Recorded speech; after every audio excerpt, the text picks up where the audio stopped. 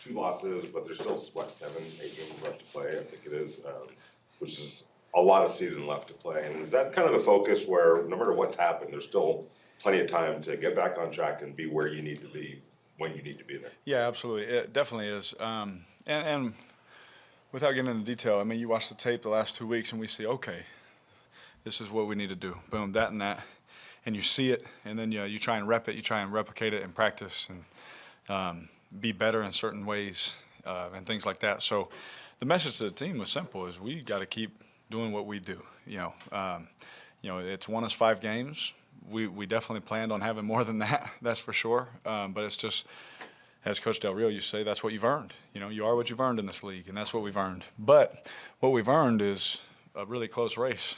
There's a lot of teams sitting there with the similar records, and with a lot of those teams still on our schedule, and some of those teams we've beat. And so we know what's out in front of us, but most importantly, we know who's in front of us this week, and they're a good team. Do you keep one eye on what else is going on in the AFC? I mean, and is that after the games, you always do, win or loss. You're like, okay, well, where are we at? And then it's literally like 30 seconds, and you're like, okay, well, now I know, and here we go. And I mean, you see it throughout the league, especially like the last 2 weeks. Teams not having weeks they're used to having, or teams beating teams that usually wouldn't beat them, and things like we saw it all the last 2 weeks. It's been really weird, actually. But what it's done is really kept everything close. And we'll see what happens. We got to go earn it. We got to go prove it. It's not what we want, but we definitely have the guys in the room to be able to do it. why it's going on the way it's going on in the NFL? Is there any way to kind of put a finger on the weirdness? Well, one, the NFL is designed for everyone to go 8-8. With the salary cap and the way things are set up, the rules on waiver wires and things like that. They want everyone to be as equal as possible. And then who wants to spend the money to do other things and all that kind of stuff, right? And trade draft picks away and all that. But you see teams try and separate themselves, and you see other teams go the other way, and it's just me and Hunter talk about it all the time. Could a team the worst team in the NFL lose to a college team? I'm like, there's no way. You watch. I mean, what was it last year? We almost lost to the Jets, and then they beat the Rams, who's a playoff team. Like, we want to say what we want to say, but any given week, if their game plan is on and they do their right thing, everybody can play with everybody. You guys, back-to-back 100-yard games on the ground, Eagles and the Giants, and it came back again this week. So when you look specifically at the run game, and maybe this week the score got out of hand, so you're not going to run it as much, but Yeah. to find the consistency in it, what do you think needs to be done? Yeah. Well, 2 things. We got to stay on the field in the first half. I thought the main point for us was the first half of that game. Especially in the past, we've been so good at starting fast, and for whatever reason this year, we just wait to get going late, and looking at why that is and how we can be better at that is one. If we stay on the field, you get more turns at it. The looks, we love the looks, there were some great looks that we had, and some creases and things like that in the offensive line, but especially with the way they scored, then we turned the ball over, so then the score is what it is, and then you don't have the attempts, and you don't have certain look. They're not playing the same defense as they would as if the game was the same, And when we came out in that second half, and we hit DeSean, that felt like, okay, we're going to score, and I think you would have seen probably more of the balance, in that aspect, if I'm honest. Derek, for those of you who have been on the team the last couple of seasons, what have you learned from things not going well towards the end of the season that you could apply and try to avoid the outcome this season? Yeah, the woe is me, guys showing up late to the building, here we go again, that kind of mindset. And I think it was Josh or Paul, I can't remember who asked, but sorry for forgetting. But I remember saying that these guys are different. Why do I think that we can finish better? This group is different. I came in this morning, and usually in the past I would show up and I wouldn't see guys for a little while.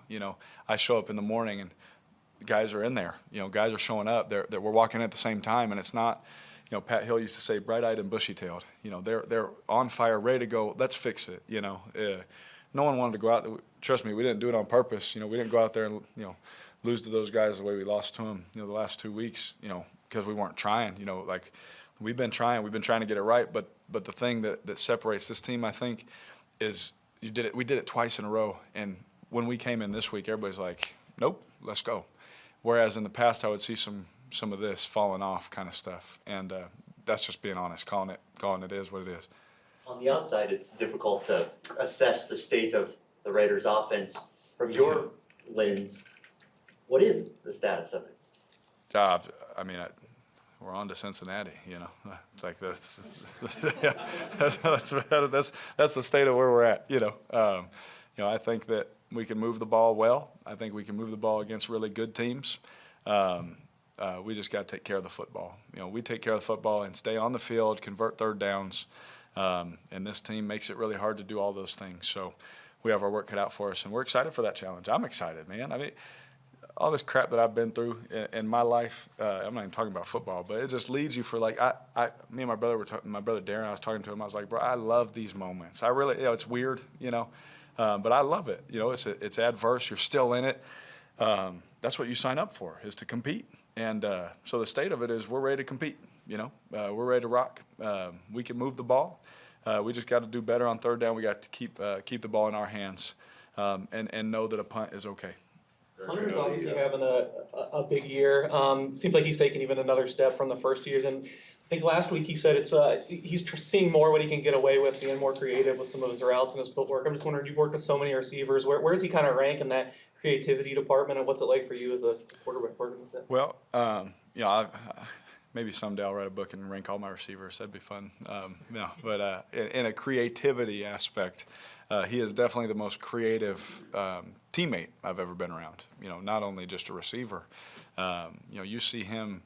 We try things in one-on-ones at practice that when y'all leave, like we have one-on-ones and things like that. Y'all don't get to see, but some of these routes he run, there'd be some like y'all. People be like, what is that? But we're always pushing that envelope of what we can get away with. Because obviously there's a timing aspect with a protection and things like that. So, and is he the first read? Is he the second read? And how do we mirror that? How do we get that space open for him? And it's fun to come up with those ideas. But what he does is he pushes my creativity. Because I'm a mental guy. I like to see the picture. I see the coverage. I see what he sees. And lining up at receiver a couple of times now, this year, I see it from a different perspective, and I can see how it's hard for a receiver to see it the same way a quarterback does. But the fact that Hunter can, from that aspect, is really impressive. And I wish I could sit here for 30 minutes and tell you all the things that I love about him as a player and as a person. But I'll just keep it short and tell you he's probably the most creative guy I've ever been around. The focus a little bit was on the outcome of the pass to DeSean, but how important was that to make that connection right there, and where do you feel like that is headed? Well, it's headed in a good place.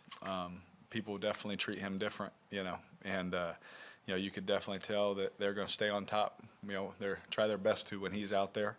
There was one where 49 was running, and he was running for his life to get back behind him and I would too, any safety would, because he's that fast, and he's doing his job. He's trying to stay on top, and there's some other looks where we're running him deep, and he takes two guys with him. Well, sweet, we get a big play here, and having that in our offense is what we had before, and it's good that DeSean wanted to come here, and talking to him and things like that, because one he loves the way that in my past, the way I just love to give guys chances. Nelson, Crabtree, trying to let those guys make plays downfield. He loves that, and he loves our coaches, and the fact that he chose to come here helps me so much, and it helps our running game so much. Whenever you have that talent, it just opens up things for everybody. You mentioned the first half and staying on the field. That's most important. 3 of the last 4 times that the opposition has scored, you guys have lost. I looked at the numbers all the way back since you've been in the league. When the Raiders score first, you're 32-29. When the opposition scores, 20-40. Yeah. Is that in your head? Even if it's out of your control when they have the opening kickoff, but getting out there and getting the initial score. Well, it's an NFL stat too. Just as a whole. It's something that you always talk about in training camp. Whoever scores first has this percentage chance to win the game and all this kind of stuff. And if I'm honest, everyone wants to score first, right? Like there's no doubt, But all those like percentages and stats, percentages and stats is not how I got to the NFL. I worked my tail off, and there were a lot of people around me more talented, but I just kept going. And even when circumstances are against you, that never crosses my mind. If I, being honest with you, which I always am, that to me is, yeah, okay, they're up. Well, I know that we also have the most fourth quarter comebacks, in Raiders history in the last 8 years, So that's what goes through my mind is, no, we're going to win. You see what I'm saying is the mindset of, no, we can still, we can still win the game. That's just how my mind works, because I've been in many games, whether it's college, high school, NFL, where they score and the silent, it's like, what are we doing? Like, we could still win the game kind of a thing. So that's just how my mind thinks. So last two, Heidi and Levi.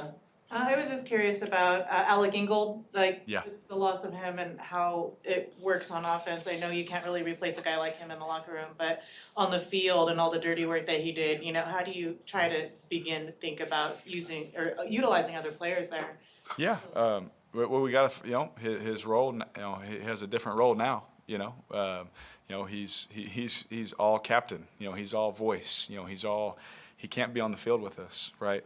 And so you lose that aspect of him on the field, special teams even. I know we overlook that all the time, but his role as a special teams player was huge for us in deciding field position and deciding things like that. And it broke my heart, honestly. I've hugged him twice, since today I saw him, wrap my arm around him. Just, I know I've been there. I didn't hurt my knee, but I hurt my ankle, and you're done for the year, and it sucks, And the only thing you can do is be there to support your teammates. But for us as an offense, that's how Coach Gruden, designed this roster with, Mr. Mayock was, we got to get guys that can do all things. We've seen Alec Ingold line up at receiver and run routes, and I throw it to him first, as the progression.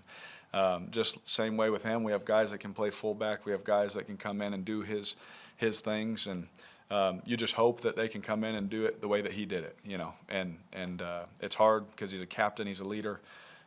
Should have been a Pro Bowler. He's unbelievable in the way that he, when he hits people at the line of scrimmage or behind, how he moves the pile, how he moves things, and how he is as a receiving back. He's just really unbelievable. And so we lost a big piece, and a lot of teams go through these things, but hopefully we can have someone that can fill in certain roles and positions to be able to continue to do what he does. Derek, the Bengals offensive coordinator, Brian, he's a guy that was your quarterback coach for a year. Yes. What's your relationship like with him, and have you kind of been in the defense's ear about kind of what is the things he'd like to do with you or just to help them out with their game plan? Yeah, absolutely. Callie, love him to death, man. He helped me. He helped me so much. Just when he was the quarterback coach here, just sitting in his office talking about go balls or talking about this coverage or this field work or this trajectory of a throw, and just studying that with him and just becoming a better player. And there's no doubt in my mind that he's a really, really good football coach. And our relationship, we still talk, we still text. He'll send me, when we're not playing each other, obviously, he'll send me a throw that I made in the game and just be like, "Are you kidding me?" Like things like that. So he's still, and that's not uncommon. Coaches and players all over the place still, do those things because this league is too hard to do it on your own. So you're always encouraging each other, same here. Joe has a good day. I send him a text, wow, that was awesome. I love that you ran such and such play and hit him on this, that was great call, that kind of stuff. So our relationship is great, and I love him so much, and he's doing a great job, with Joe there, and they're doing some good things, but helping our guys in the way that he thinks and things like that, absolutely. I mean, there's definitely things I can, try and help. I know that he did it against us last time we played, giving them a whole bunch of stuff. So we got a whole bunch of crazy looks last time we played them, so it was good. All right, thanks, guys. Thanks.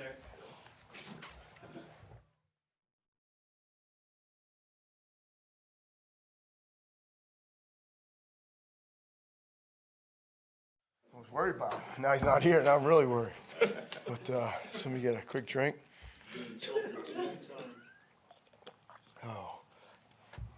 All right. Good afternoon. Happy to answer any questions you may have. Rich, you saw today you put Tyree Gillespie on injured reserve. Do you think that'll be a 3-week situation? We're actually hoping it's just 3 weeks. He's got a little bit of a ham. It's a little more than a little bit of a ham. Struggled with a little bit of the workout yesterday. We tried to get him going a little, so we need the spot. Obviously, if he's not going to be able to play for a few weeks, and we already lost him for last week, so we're hoping it's just a 3-week deal. And then we also saw Roger Teamer back today at practice. Do you feel like he's ready? Yeah, well, he started his 21-day period today, so we got him a bunch of reps, and we'll kind of evaluate as the week goes on, but thought he had a good practice today. Rich, you've been doing this a long time at this level. You look around the league and there's just, as Derek kind of said, there's a lot of weirdness going on in terms of, it's like a week-to-week proposition and you don't quite know what you're getting from a lot of different teams. Is there something that you can put your finger on or why that might be? Is this just an outlier year or is it just how competitive this league really is? Yeah, no, I mean, I was in the NFC East for a long time. We know what that looked like, right? So it's really a week-to-week league. And I think if you get caught up spending too much time in the microscope, what's to come and what's down the road and how can we get there, I think you can get lost in spend too much time in the telescope, you can get lost in the microscope is really what you want to pay attention to. So I think the league is exactly what they want it to be. There's a lot of parity in there. There's a lot of quarterbacks playing well in the league. There's a lot of people running the ball well certain weeks, and then the run gets stopped certain weeks. So we're trying to focus on week to week because I think they change, right? Who thought was going to happen to us on Sunday, and then who thought was going to happen to LA on Monday? So I just think we all look at it as a week to week league. Yeah, Rich, Derek, I'd asked him about scoring first, starting fast, and then ran some numbers by him over his career, and he's like, yeah, the percentages are out there, but he also looks at the fact that the Raiders have always been a great fourth quarter comeback team. That's fine, but reality is teams that are scoring first have a greater winning number. Are you placing an emphasis on getting a faster start? I've noticed that since you were leading Philadelphia 33, I think 14, you guys have been outscored. Have you identified what's going on with the offense and maybe placing an emphasis on what needs to be done in the first quarter? Well, I think both sides of the ball. We talk about starting fast and finish faster. You know, everyone has different vernacular, but that's kind of how we talk about it. That's what we preach to our team. And in the games that we've started fast, we've been in position to have a chance to win them in the end. In the games we haven't, lately, we're struggling, getting ourselves back in the game in the fourth quarter. So, I look at last week's game that we didn't play very well, obviously, with those drives in the first half, and then we gave up some long drives. But we also came back and had a big explosive play to go down there and score to start the second half, and then it got flipped around again. So, yes, we'd love to start fast, and we'd love to finish faster, as I'm sure every team in the league would be. So we try to do things in practice to hopefully give us a chance to do that as the game goes on, the way we schedule and do some of the things in practice. But sometimes it works and sometimes it doesn't. So you have to play with the hand you're dealt as you get going into the game, We know your background, obviously a lot of special teams, you run special teams here and you've done it for a while. Can you just talk about the general importance of special teams for the overall success of a team? And especially now you guys are trying to maybe replace what Alec does on the special teams and how difficult that will be. Well, special teams in this league it's personnel driven. And people talk about the bottom of your roster. We really talk about the glue guys, the guys that kind of hold the offense and defense together. They're the ones in the middle. And so when you lose key players, you lose a Derek Carrier, you lose Nick Kwiatkowski, now we lose Alec Ingold, who certainly, again, he was our captain. He was kind of our energy bunny out there and could play multiple positions for us when someone else got banged up. But we like to think that we're the glue that kind of holds things together. We're the infantry. We have to gain ground. It's the last play of offense on punt because we have the ball, but it transitions into the first play of defense for us. So our number one job in coverage is to set our defense. And our number one job in the return game is to set our offense. That's our job. So when we do it well, we usually have favorable field position to give us a chance to go down and score. And when we do it well in the punt game, we usually set our defense where they have to go the long field. When we don't do it well, consequently, you give them a short field to play on, and consequently, you give your offense a long field to try to go score. So it's the glue, and when it works well, it's advantageous to you in the game. And when it doesn't, it puts you behind the 8 ball. Who taught AJ to tackle? Well, I mean, we've been playing punter a long time, and we work on tackling here. Every position learns how to tackle.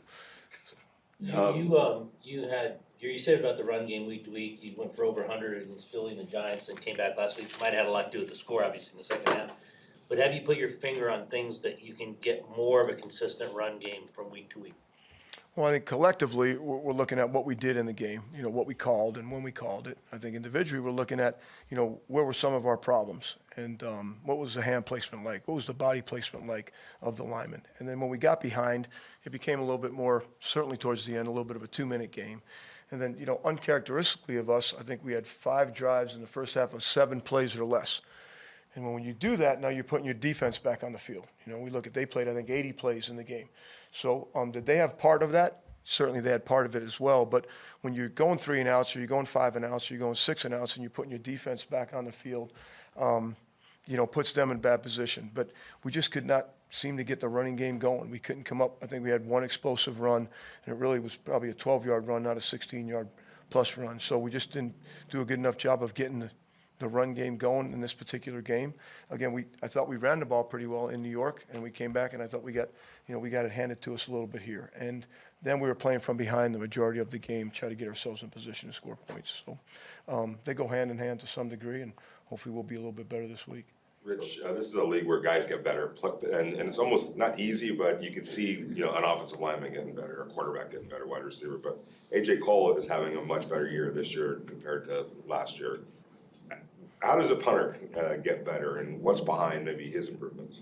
Well, A.J.'s gotten stronger, first and foremost, from when he first came here. The other thing I think that A.J. does a great job of is he understands where we are on the field and what he wants to hit. It's not only the red zone or the fringe red zone. What's he going to hit when he's on the right hash? What's the difference when he plays in our stadium compared to when we're playing outdoors where the wind is a factor? Some of those things. And then, who's playing on the outside for us has a lot to do with the coverage. For AJ as well, but I just think his brain of what he's going to do, where he gets on the field, what he wants to hit, and he's perfected some other kicks. We got all kinds of names for him, from flops to bananas to fats to all kinds of names for the kicks. But he's done a good job of perfecting some other kicks as well. So, Rich, you've been here in some capacity this year and then the last couple of years. You have to be a little louder for me. I'm sorry. Thank you. Over the last few years, right, you've been here in different capacities.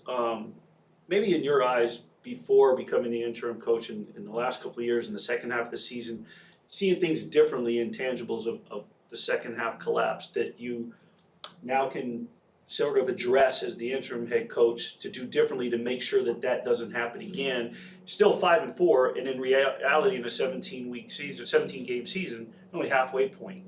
Is there things you're approaching differently to make sure that the team stays on an incline? Well, I think, even in the past, we've tried to do things that we thought would enable us to play a little bit better down the stretch. I think we've been 6-2 and maybe 7 or 6-3 or wherever we've been at that particular point, and then we've seemed to hit a slide. So I don't think we just waited to this year now to try to address it. We've done those things in the past as well, whether it's adjusting schedule, practice schedule, adjusting pads, no pads, adjusting how much running, whatever those things may be. And so I think, again, we're going to try to adjust and address it this year as well. We've done a lot of conversations with our players, giving them the opportunity to take ownership over some of the things that we do. And we'll see how it works out here as we go through. But we're really just, again, to the week-to-week deal, we're really trying to get ready, for the 5-day period of playing the next game. Hunter Renfrow has been a really productive player ever since he's been here for you guys. But it seems, both statistically and just watching him, like he's taken it up a level this year. What particularly has impressed you the most with him this season? Well, Hunter's just, he's like Gumby. You can't touch him in a phone booth, and I just certainly think the chemistry between him and Derek over the 3 years now that they've been together, I just think you see that growing and growing and growing. And I know they spent a lot of time together in the summer doing a lot of individual work, and Derek, worked with the receivers a lot on his own. And I just think you see the sense of chemistry kind of coming out with Hunter and Derek. But he loves football. He's a son of a coach, so I think he's like a coach on the field in a lot of ways. He's played quarterback in high school. So he has a sense of where he needs to be in order to be open, and I think that's what you're seeing come to fruition here. So we'll go Levi, then John. Coach, can you just describe how pleased you've been with the improvement of Trayvon Mullen throughout his rookie year, and how much do you anticipate him to really get challenged by Cincinnati with the way they like to go deep with T. Higgins and Jamar Chase? Yeah, Trayvon's been a real mature player since he's gotten here. He's been make a seeming very easy transition into pro football because of a little bit of his personality.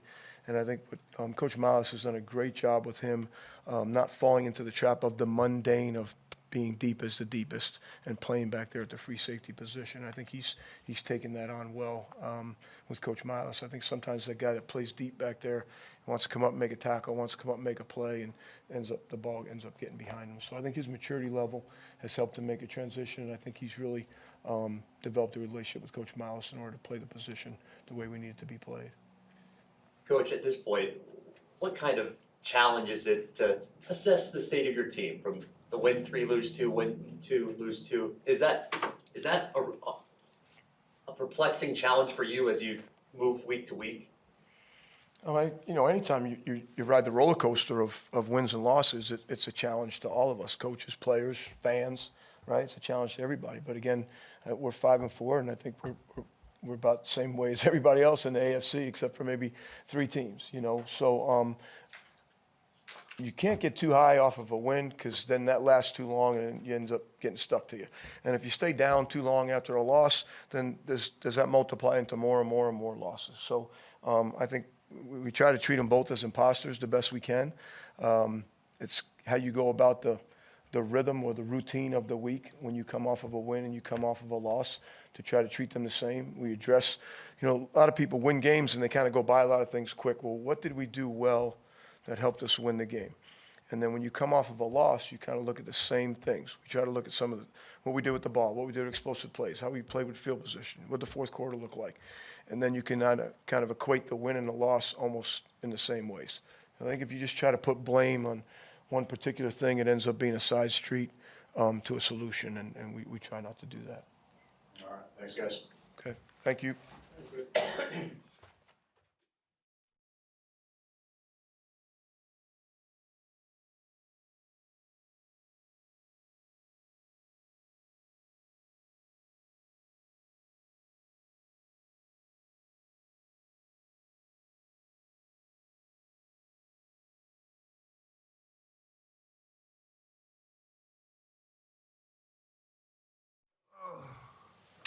Hola. Muy bien. You've been doing this for a little while. When you look around the NFL, it's just kind of hard to figure this season out with a lot of, Jacksonville beats the Buffalo Bills, Denver beats the Cowboys, on and on and on. What happened to you guys on Sunday? Is there any way to put a finger on what's going on that we can't quite figure this out yet? I mean, as cliche as it sounds, any given Sunday, I feel like what I've learned in this league, 6 years I've been here, is it's a season within a week every week. You got to pretty much have to go into the game with a clean slate, and then also expect the unexpected when you're playing against a new opponent. Obviously, it's a little different when you have a kind of a familiar opponent and divisional opponent, but playing against a team like the Bengals this week, they got a young quarterback. Obviously they're in the same position that we're in, fighting to continue to stay in playoff contention. So we got to continue to go out there and just, play our best game because we know we're going to get their best. And we got to make sure we continue to defend home turf. That was the best showing from us this last game on national TV. That left a bad taste in all of our mouths. And it doesn't matter really around the league what everybody else is doing. We're going to kind of focus on our locker room and what we got going on. So we're just looking forward to kind of, let this week of practice speak for itself and go on the game and, execute how we're supposed to. And that kind of understanding, does it make it not easier, but just able to understand a little bit better, not to dwell on what's happened and focus on what's about to happen? Yeah, I mean, back in college, we had a thing called the 24-hour rule where regardless if it was, the best game of your career or the worst game of your career, you look at film and it may not be as bad as it was or it may not be as good as it was, but regardless, you have a new opponent, faceless, nameless, and you got to go out there and play to your best capabilities week in and week out or you'll get exposed. And you look like you guys found a groove against the Giants on the ground just from an efficiency standpoint. What do you think after watching the game led to the setback against the Chiefs? We just didn't stay in a position to be consistent down in and down out when it came to the running game. We didn't really stay on schedule, and that kind of put us in a lot of passing situations to where we were kind of behind the sticks. It's hard to kind of run the ball efficiently when you're 3rd and 4, 3rd and 5, or you get to a position where you are 3rd and 2.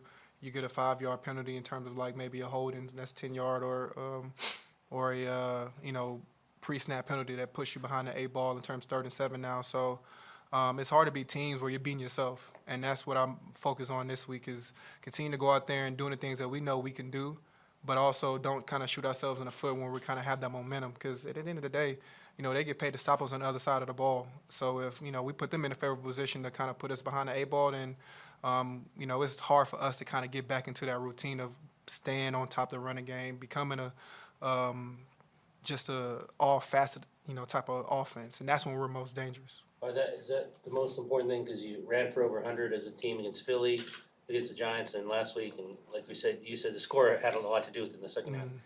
But can you find anything else in your mind consistently for that run game to produce? Yeah, we have to kind of just make sure that everybody's on the same page. When, like I said, you have pre-snap penalties, when you're in a 3rd and manageable situation, now, the offensive coordinator is kind of in a situation where we're like, okay, now I have to kind of change up, what I was going to call. And then you keep the defense knows it's a pass, you know what I mean? So they're going to pin their ears back to kind of try to come rush the quarterback.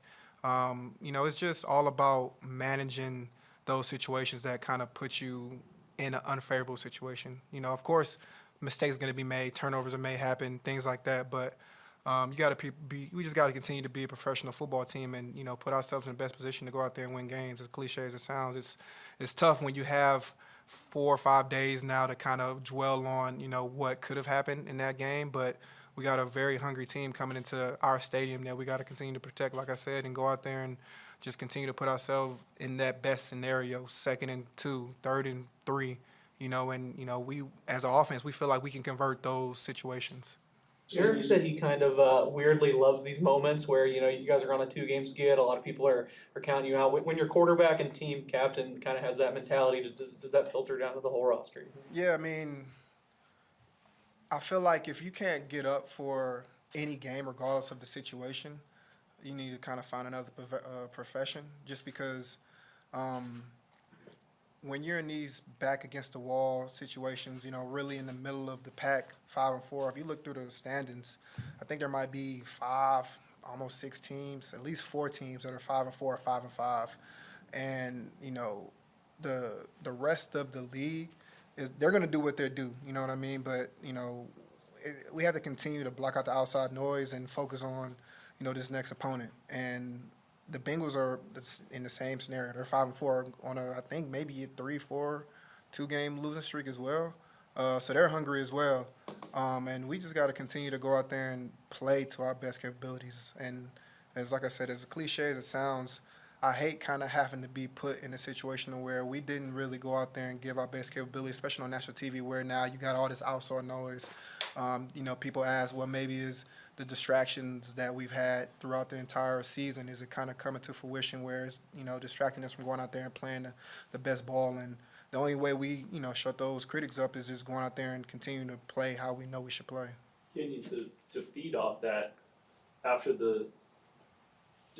John Gruden resigned, you guys responded. There was sort of a new vibe, right, with Rich taking over and Greg calling the plays, and you guys went out and played incredibly against Denver and Philly. Then you have a bye week, figure time to recover, get your minds right, and in a sense, took a step backwards. Have you been able to identify, as a team been able to, why the offense has somewhat fell flat? Who knows? Like I mentioned before, you have a team that's coming in for example, last week you had, Kansas City come in. Obviously, they had a point to prove, division opponent, national TV. They kind of came in and did their game plan, to a T. And, I applaud them for that.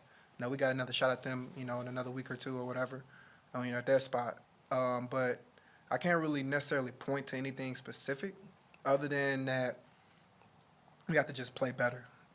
We have to put ourselves in the best situation to, execute the game plan that we have. When you shoot yourself in the foot with penalties or, turnovers or things like that, that's going to happen. But at the end of the day, it's hard to kind of manifest that game plan when you're not doing what you need to do in terms of putting yourself in the best situation to be who you need to be.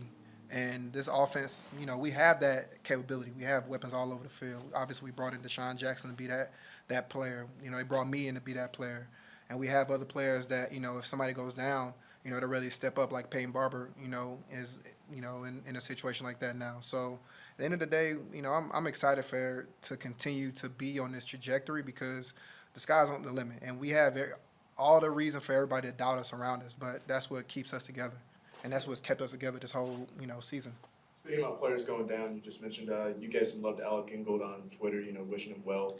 With him going down, how much does that really bring urgency to you to be a better runner, to be a better receiver, to be a better pass blocker, you know, to substitute what he brought to his team? Yeah, I mean, it's going to hurt a lot to lose him because, one, he was a captain on the team, you know, force on and off the field in terms of, you know, his leadership. And like I mentioned in the tweet, you know, it's not going to take just one person to kind of fill that role. It's going to take all of us collectively to you know, build that, you know, absence up. But I feel like throughout this entire season, like I mentioned before, adversity is not something that's new to us. And through that, it's built us to be where we are. Now, of course, you know, on a 2-game losing streak, but, you know, we have, 7 games left, you know, and I just feel like, you know, he's going to still be there for us, you know, not on the field, but his character is going to, you know, shine through in the situation because he's used to the adversity as well. You know, undrafted guy came in with not a lot of high expectations, but, you know, has catapulted himself to be where he is on his team, and that's why everybody loves and respects him. So now, you know, I'm just looking forward to continue to just go out there and play how I know I need to play in terms of, you know, what they expect from me. I was brought here to be a playmaker, you know, whether that's with the ball in my hand, without the ball in my hand, and I'm looking forward to continue to relish in that role. When you talk about the execution on offense and improving it, do you think it's what other teams are doing to you, or is it just you guys not doing what you want to do? Well, when we really moved the ball last week, you know, it was just seamless. When we were on schedule, when we were really executing, you know, really mixing the run and pass up. And I feel like on any level of football, it all starts with the line. That's what makes any great team great is the line of scrimmage. So when you have your guys up front dominating, you know, you're going to go as far as they go. And, you know, that was obviously clear the Philly game or the Denver game where we were being a very aggressive team up front, getting those run holes. Then the defense, you know, comes up and now you can get those shot plays over the top or play action plays, and that keeps the defense off balance. You know, they don't really know what to expect. But when you get down like how we did or how the game plan kind of ended up going in that late in that game, you know, if a team knows what's coming or if they, you know the situation, it's kind of hard to, you know, go out there and play against a team that has obviously capable of people on the backside to defend that. So we just have to continue to, like I said, just start from the front, you know, O-line, D-line, and then just go out wide. Obviously, we have great players on this team that can make plays with or without the ball, but we only go as far as, you know, the guys up front go. And I know they're going to, you know, take that to heart and continue to go out there and play, you know, up to the capabilities as, you know, the weeks go on. Just real quick. How fine is that line between taking what the defense gives you and taking what you want on offense? There's always a situation, and that's what I've kind of learned through my entire career. Where I'm at now, going from being, you know, a rookie, just special teams player, second, third year, I was kind of like third down back. Then I got my opportunity to start my fourth and fifth year in Arizona. And I've just kind of used this wisdom leading up to this point now to where I'm now in this role again where, you know, I just try to make the most of my opportunities. And what I've learned is you can't go out there and go off script too many times. Yeah, of course, you know, something may happen to where, you know, you can set somebody up and, you know, maybe, you know, use somebody's aggressiveness against them and, you know, go and make that play if it's there. But the majority of the time in this league, the defense is set up schematically to stop you, to prevent you from maybe trying to bounce the ball outside or to prevent you from trying to, you know, just go off script. So if you kind of used your ability, and, you know, we all have ability. We all are professional athletes. You use that ability to, you know, just harness that patience that eventually you're going to get the 3 yards, you're going to get the 4 yards. And that's going to set you up to be third and short, and then you can continue to move the ball. And then eventually those big plays are going to happen late in the game when the defense maybe wants to, all right, well, they've been getting 3-4 yards. I'm going to step in this hole. You press it, you bounce out wide, and then you take advantage of, them not being patient enough to continue to just get, allow me to get those 3-4 yards. So that's what I've learned in this league. You're not going to be able to continue to think, first, second, third quarter, you're going to get, the big play or just looking for the big play.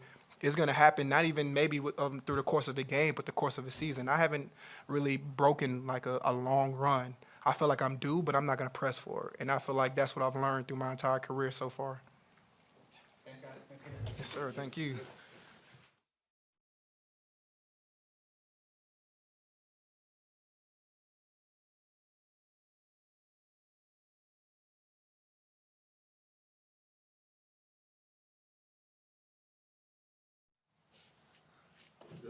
I had no idea this room was here.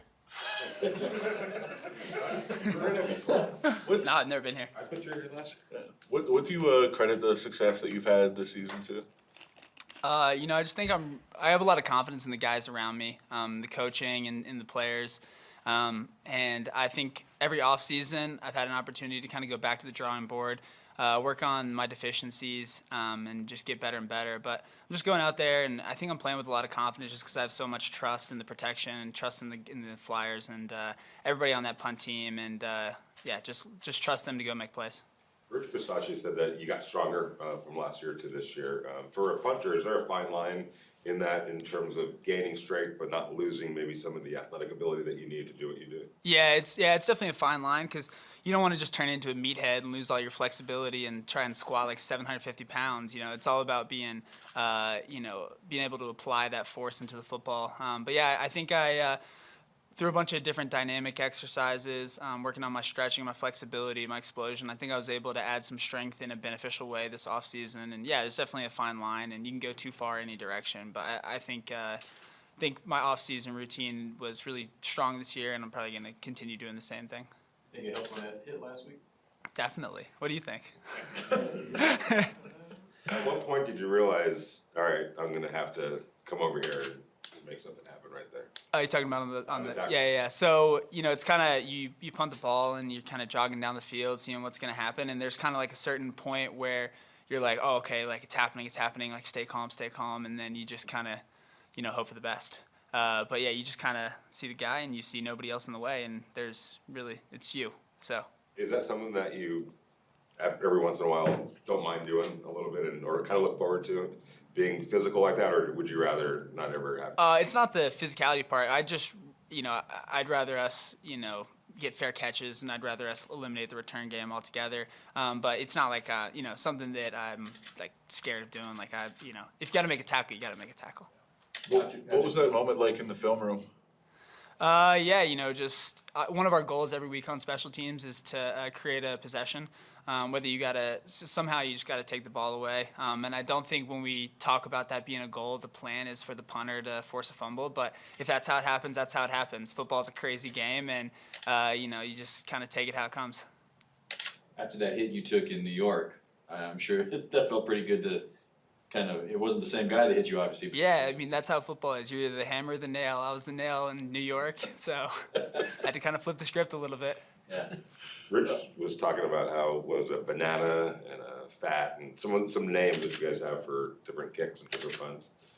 If without telling us how the sausage is cooked or anything like that, is there any light you could shed on that? And who comes up with those names? Yeah, we just kind of come up with it. Well, really, I'll come up with. I'll be working on a punt in practice because, really what we're trying to do is we're trying to eliminate the return game. So if I can hit a punt that's going to make the returner uncomfortable, force him to just let the ball bounce or to get a muff or something like that, that's one of the things we're trying to do, especially when we get into the red zone where we're working towards their goal line. So I'll kind of, work on these punts in the off season. I do a lot of work with a lot of other punters in the NFL, watching film of them and seeing what they do, and so I'll come up with these punts, and I won't necessarily have a name for it, but he likes to have a name for it. So he'll be like, what do you want to call this? And I'll be like, what do you want to call it? He's like, I like this as a banana. So we call it a banana.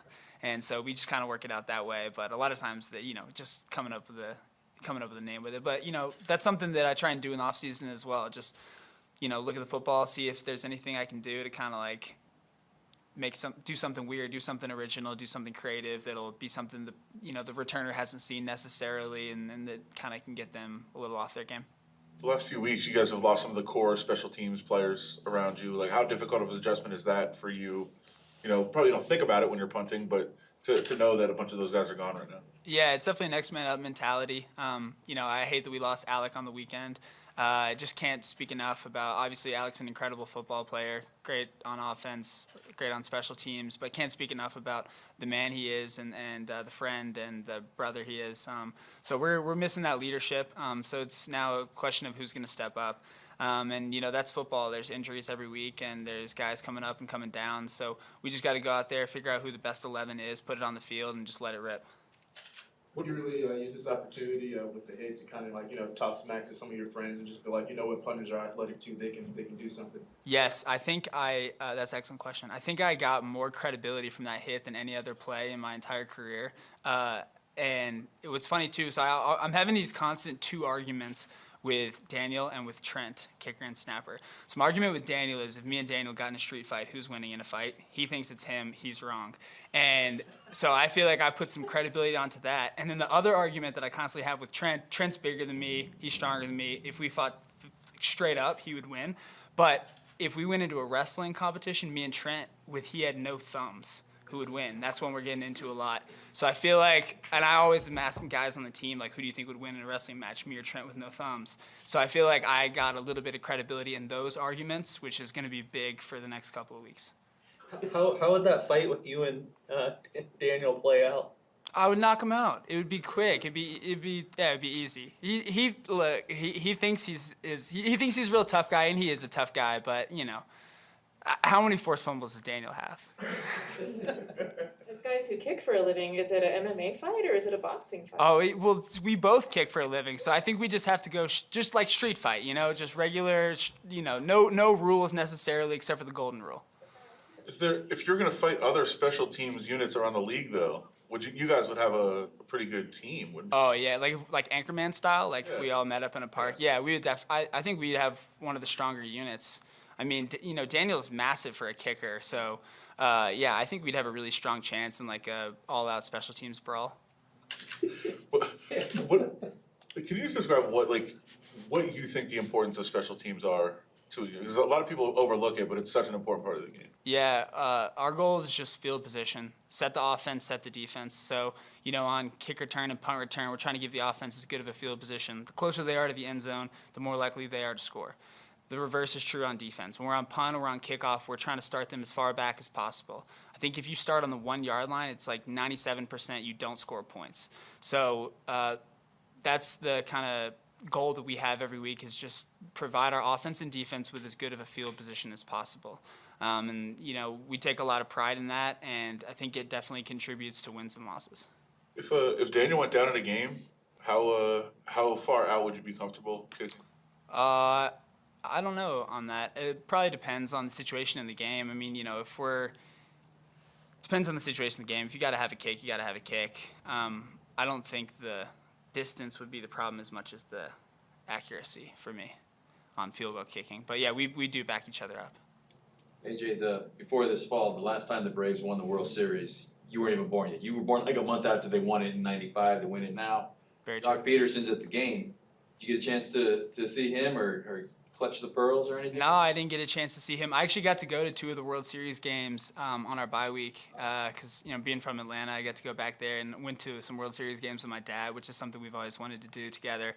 But, yeah, I didn't get a chance to talk to Jock, but, it was so fun watching him in the playoffs. He had so much confidence, and I think you saw that he just brought the juice on the team. And so it was cool having him in the game, having him do the Raiders chant in the end zone club. So, yeah, it was awesome having him in the game. Can Derek get his hair to your level, or is he going to give up before it gets that? I personally think he's going to give up still, but I'm so proud of him each and every day. Every day I see him and his hair's just like an eighth of an inch longer, it just fires me up. I think it looks really strong. He's almost through the awkward stage where it's just going to be coming great out the helmet. So I'm really fired up that he's stuck with it this long, and I think he should keep it going.